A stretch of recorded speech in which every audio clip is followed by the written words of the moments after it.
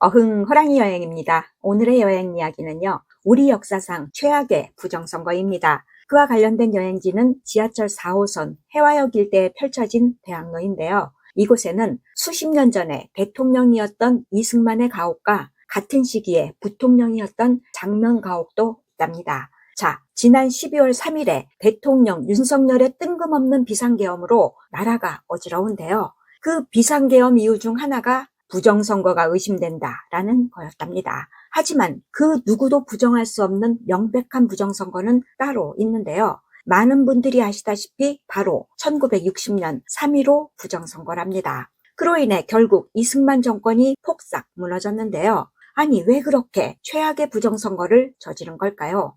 자, 당시 대통령은 4년 중임제였으니 1948년부터 두 번에 걸쳐서 대통령이 된 이승만의 임기는 1956년에 완전히 끝나는 거였답니다. 그런데 1954년에 여당인 자유당이 그 유명한 4.4.5입 어거지 논리로 조대 대통령에 한해 연임 제한 철폐, 개헌안을 통과시키면서 결국 이승만이 1956년 3대 대통령 선거에 또 출마한 겁니다. 하지만 그동안 이승만 정권에 불만이 많던 국민들이 못 살겠다 갈아보자, 못 살겠다 갈아보자 하면서 민주당 후보 신익희를 열렬하게 지지했답니다. 그런데 신익희가 선거운동 중에 갑자기 사망하는 바람에 이승만이 다시금 대통령에 당선되긴 했는데요. 당시 사망한 신익희에게 찍어준 표가 무려 185만 표나 되고 진보당 후보 조봉암까지 220만에 가까운 표를 받으면서 과반을 겨우 넘긴 500만여 표를 받은 이승만은 압도적이지 못한 승리에 불쾌했다네요. 게다가 이때 부통령 후보였던 이기붕은 민주당 후보 장면에게 밀려서 맥없이 떨어졌답니다. 뿐만 아니라 1958년 국회의원 선거에서도 민주당이 선전하면서 자유당은 서울 지역 16개 의석 중에 단 한 석만 얻는데 그쳤는데요. 그것도 실제 거주자가 아닌 위장전입자 수천 명을 투입시켜서 당선된 거였답니다. 그러다 보니 위기감을 느낀 이승만 정권은 1960년 4대 대통령 선거를 대비해서 일찌감치 부정선거를 준비했는데요. 그 첫 단계로 이승만은 1959년 3월에 최인규를 내무부 장관에 임명했답니다. 이승만 신복으로 유명했던 최인규는 이승만 말이라면 무조건 지당하신 말씀입니다 라고 해서 지당장관으로 통했다는데요. 그런 최인규는 내무부 장관이 되자마자 일단 경찰 총수와 각 지역 경찰서장을 자신의 측근들로 물갈이했답니다. 또한 3대 대통령 선거 때 만만찮은 득표율로 이승만을 위협해서 눈엣가시가 된 조봉암에게 간첩죄를 뒤집어 씌워서 1959년 7월에 사형을 집행한 자유당 정부는 이후에 반공청년단까지 만들었는데요.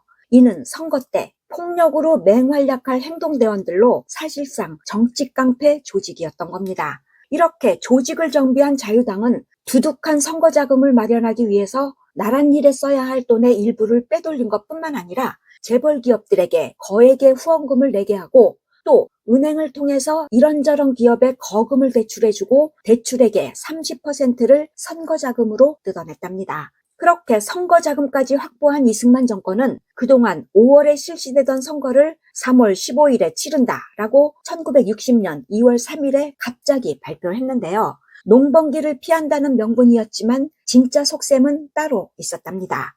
자, 당시 이승만의 유력한 경쟁자였던 민주당 후보 조병옥이 위암 수술을 받기 위해 1월 29일에 미국으로 떠났는데요. 그로부터 며칠 뒤에 뜬금없이 선거를 2달이나 확 앞당긴 건 치료받으러 간 조병옥에게 선거 유세할 시간을 주지 말자라는 비열한 꼼수였던 겁니다. 그런데요, 아이고야, 수술받고 회복 중이던 조병옥이 사망해서 이번에도 이승만의 당선은 확실시됐지만 부통령 후보로 이기붕과 다시 맞붙은 민주당 장면이 우세한 게 자유당 입장에선 문제였는데요. 당시 헌법상 대통령이 사망하면 부통령이 승계한다라는 규정 때문이었답니다. 그때 이승만의 나이가 86살이었는데요. 만약에 장면이 부통령이 된 상황에서 나이 많은 대통령이 혹시라도 죽으면 정권이 민주당으로 넘어갈 판이니 어떻게든 이기붕을 부통령 자리에 앉혀야 했던 겁니다. 더구나 대통령과 부통령 당선자가 서로 다른 당에서 나오면 내가 대통령에 당선되더라도 받아들이지 않겠다라고 한 이승만의 발언을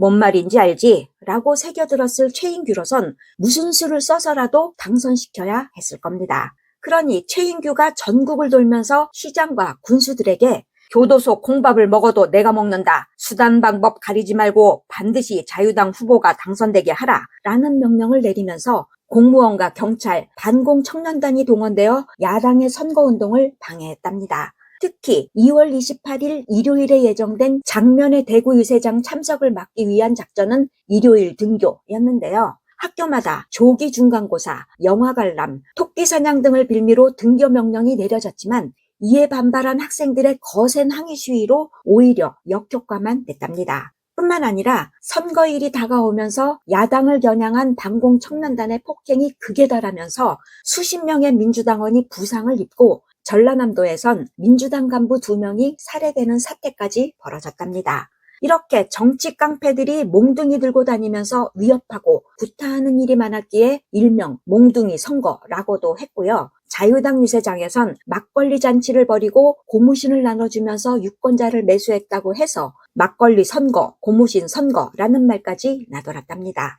그런 상황에서 돈으로 매수하거나 협박으로 확보한 기권표, 사망하거나 이사가서 없는 사람들까지 포함한 유령표를 전부 자유당표로 등갑시켜서 선거 전날 밤에 각 투표소마다 몰래 들어가서 투표함에 넣었는데요. 그렇게 투표가 시작되기도 전에 이미 투표함에 채워진 이승만, 이기붕 표가 무려 40%나 됐답니다. 이렇게 4할 사전투표뿐만 아니라 선거 당일에 벌어진 조직적인 부정행위도 그야말로 가관이었는데요. 선거에 서툰 이들을 도와준다는 명분으로 여러 명이 같이 들어가서 자유당 후보를 찍고 그 투표지를 자유당 참관인에게 보여준 다음에 투표함에 넣는 일명 3인조, 5인조 공개투표까지 버젓이 펼쳐졌답니다. 게다가 그 꼴을 보고 항의하는 야당 참관인들은 깡패들이 나서서 온갖 협박과 폭행으로 쫓아냈답니다. 뿐만 아니라 개표 과정에서도 부정이 이루어졌는데요. 야당 후보를 찍은 표들만 책상 밑으로 슬쩍 떨어뜨리고 줍는 척하면서 양손가락으로 피아노 치듯이 후다닥 지장을 찍어서 무효표로 만들어버렸고요. 또 야당 후보를 찍은 투표 뭉치 맨 위와 아래에 자유당 표를 한 장씩 끼워놓고 몽땅 자유당 표로 집계했던 겁니다. 그랬으니 당연히 이승만과 더불어 이기붕이 당선됐는데요. 문제는 부정을 너무 열심히 저지른 탓에 이승만, 이기붕의 평균 득표율이 95%를 넘고 심지어 일부 지역에선 이기붕 득표율이 100%를 훌쩍 넘는 말도 안 되는 사태까지 벌어지자 오히려 당황한 자유당이 뭐야 너무 많잖아 좀 줄여 하면서 이승만은 88.7%, 이기붕은 79%로 낮춰서 발표했답니다. 하지만 지나친 부정선거는 결국 마산에서 달이 났는데요. 투표 시작 전에 자유당원과 실랑이를 벌이던 민주당 참관인이 홧김에 투표함을 엎어버렸는데 아이고야 그 안에 있던 자유당 표가 우르르 쏟아져 나온 겁니다. 그로 인해 수많은 시민들과 학생들이 선거 무효를 외치며 시위를 펼쳤는데요. 이때 실종된 마산상고 학생 김주열이 4월 11일에 눈에 최루탄이 박힌 모습으로 마산 앞바다에 떠오르면서 시위가 거세지자 이승만은 마산 폭동배후에 공산당이 있다는데 라면서 빨갱이 선동으로 몰아갔답니다. 국민들은 다 아는데 그렇게 뻔뻔한 거짓말까지 하면서 결국 4.19 혁명의 불씨를 기운 건데요. 하지만 그 4월 19일은 경찰의 무차별 발포로 100여 명이 죽고 수백 명이 피 흘리며 쓰러지면서 피해 화요일이라 일컫기도 한답니다. 그로 인해 초등학생들까지 참가할 만큼 분노한 시위대가 점점 불어나니까 어쩔 수 없이 4월 26일에 국민이 원한다면 대통령직을 사임하겠노라. 이승만이 하야성명을 발표했는데요. 그 소식에 거리에선 박수와 환호성이 터지면서 덩실덩실 춤추는 사람들도 많았고요. 심지어 탑골공원에 있던 이승만 동상을 끌어내려 질질 끌고 다니는 사람들도 있었답니다. 그렇게까지 했는데 다음날 이승만은 내가 사임하면 나라가 혼란에 빠질 게 분명하네 라면서 국회에 제출할 사임서에 서명을 거부하고 버텼는데요.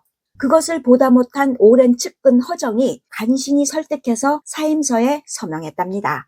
반면에 이기붕 가족은 다음 날에 큰아들 이강석이 쏜 총에 의해 모두 죽었답니다. 그로부터 한 달 후인 5월 29일에 하와이로 건너간 이승만은 다시는 한국당을 밟지 못하고 1965년에 죽었으니 제 아무리 위세등등한 권력자도 국민을 이길 수는 없는 법이랍니다. 또한 부정선거를 지휘하고 4.19 때 발포명령 책임자로 구속된 최인규는 박정희 군사정권 때인 1961년에 사형당했는데요. 그때 최인규 죽음에 관한 기자들 질문에 최인규의 아버지는 임금께 충성하다가 역적들에게 목숨을 잃었으니 내 아들은 충신이다 라고 대답했다네요.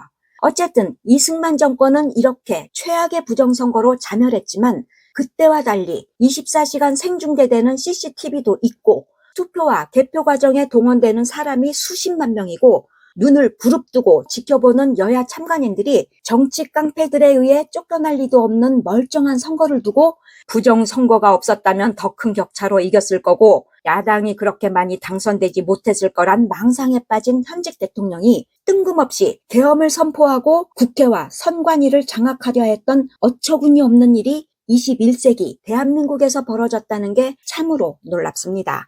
그렇게 나라를 발칵 뒤집어 놓고 도대체 2시간짜리 내란이 어디 있냐 라면서 구차한 변명과 야당 탓, 부하 탓만 하는 그 대통령의 끝은 어떻게 될 건지 정말이지 궁금합니다. 오늘 얘기 끝. 구독, 좋아요, 호랑이가 부탁해요.